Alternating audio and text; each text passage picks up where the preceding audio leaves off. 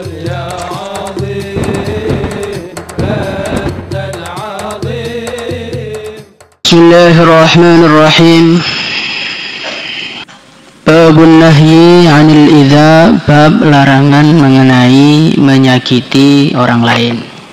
Qala Allah Ta'ala walladzina yu'dzuna al-mu'minina wal-mu'minati bighairi maktasabu faqad ihtamalu buhtanan wa itsman mubina.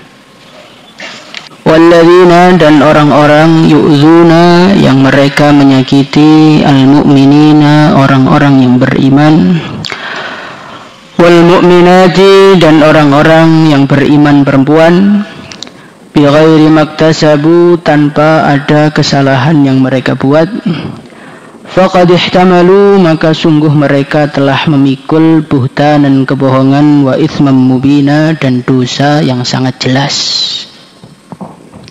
Allahu Akbar.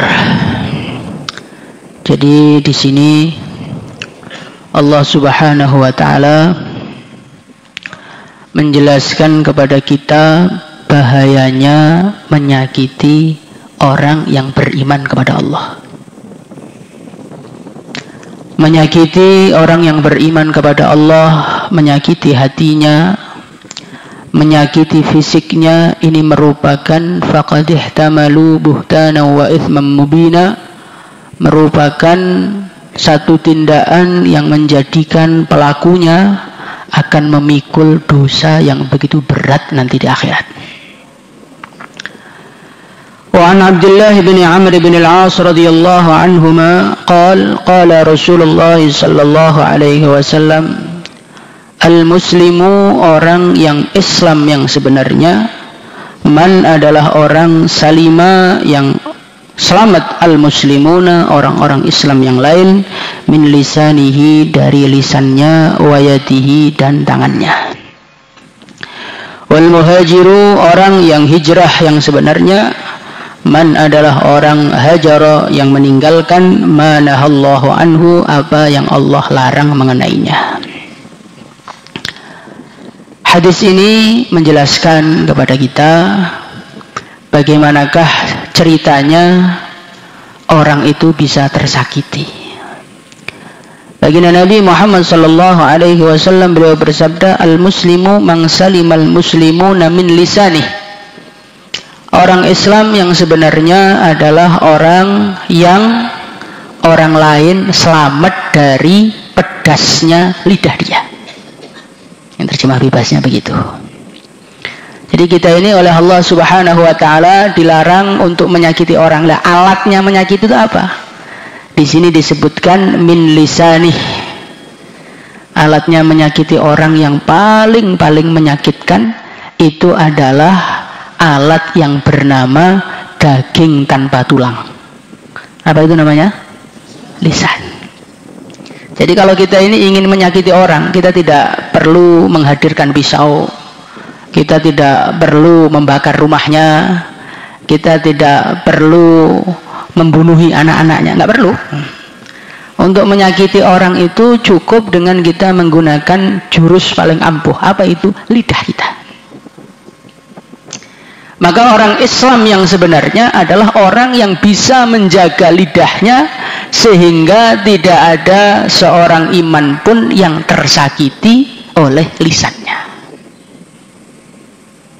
Maka kita ini oleh Allah Subhanahu wa taala diberi lidah.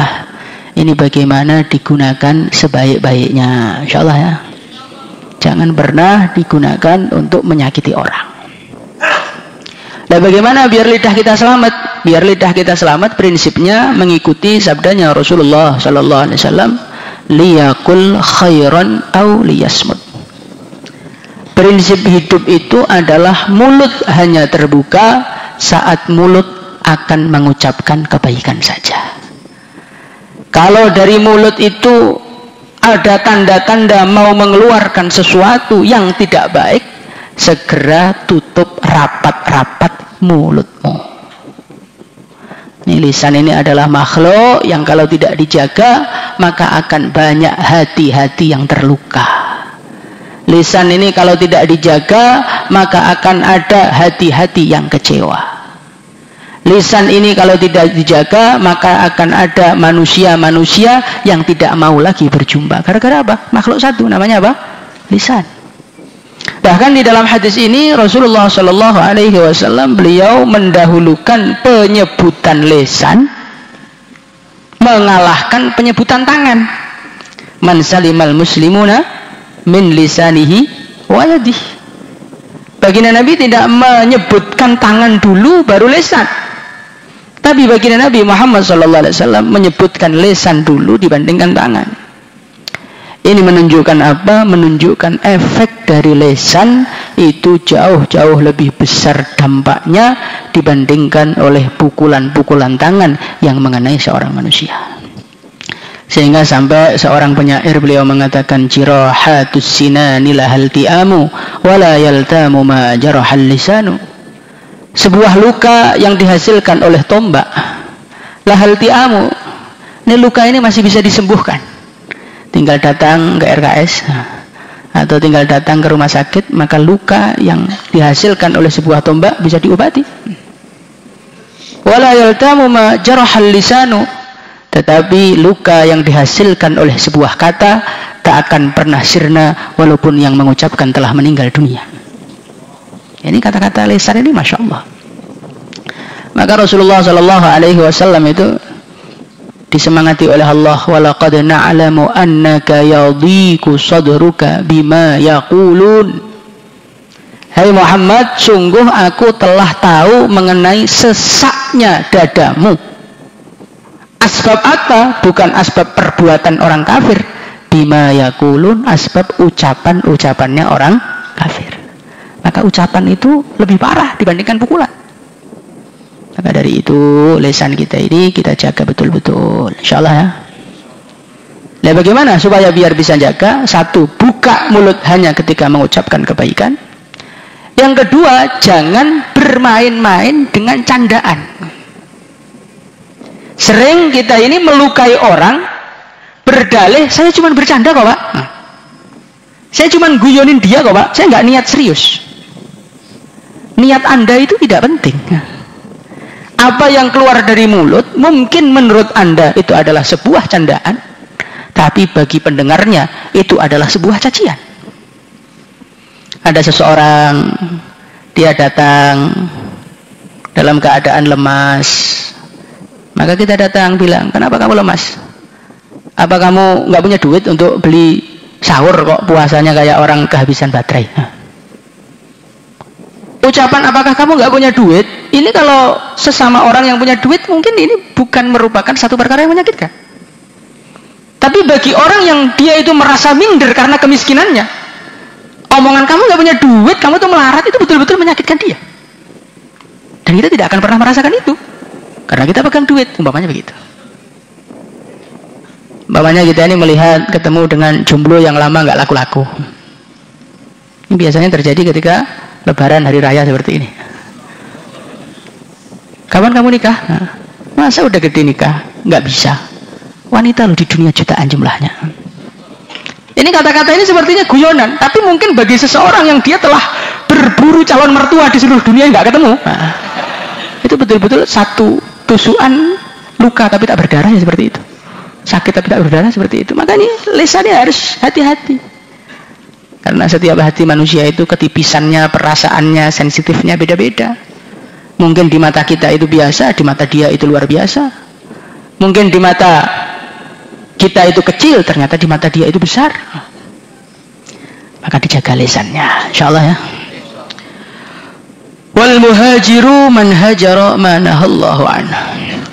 Orang hijrah yang sebenarnya, muhajir yang sebenarnya itu bukan orang yang berpindah dari satu desa ke desa yang lain, dari Papua pindah ke Temboro, dari Sulawesi pindah ke Temboro, tidak. Wal muhajiru man hajara ma nahallahu anhu. Orang hijrah yang sebenarnya itu adalah orang yang mampu meninggalkan larangan Allah. Artinya bagaimana? Artinya walaupun Anda itu sudah jauh-jauh dari kampung halaman menuju ke kampung yang baik, menuju kampung yang di dalamnya ada suasana agama, yang di dalamnya ada perjuangan agama, tapi kalau sampai kampung tersebut kemaksiatan masih dijalankan, maka tujuan dari hijrah akan menjadi sia-sia dalam hidup kita. Ini adalah nasihatnya Rasulullah SAW untuk orang-orang yang berhijrah. Kadang-kadang orang itu yang dia pikirkan bagaimana hijrah, tinggalkan kampung. Nah, tapi sampai dia itu lupa berpikir tujuannya hijrah itu apa. Tujuannya hijrah itu biar bisa ngamalkan agama. Tujuannya hijrah itu biar bisa meninggalkan kemaksiatan. Nah, kalau kita ini hijrah dari daerah menuju ke kampung-kampung yang ada kebaikannya, di situ kita mengamalkan kebaikan dan meninggalkan dosa, disitulah kesuksesan hijrah kita. Nah, kalau kita jauh-jauh sampai Temboro malah bakulan terus, malah cari duit terus, program mahalah nggak pernah ikut, taklim nggak pernah ikut. Maka keberadaan manusia-manusia seperti ini hanya menambah-nambah bebannya orang-orang yang mengamalkan agama saja, sehingga hakikatnya hijrah tidak dia dapatkan dan keberadaan dia sungguh menjengkelkan dan menyumpekkan.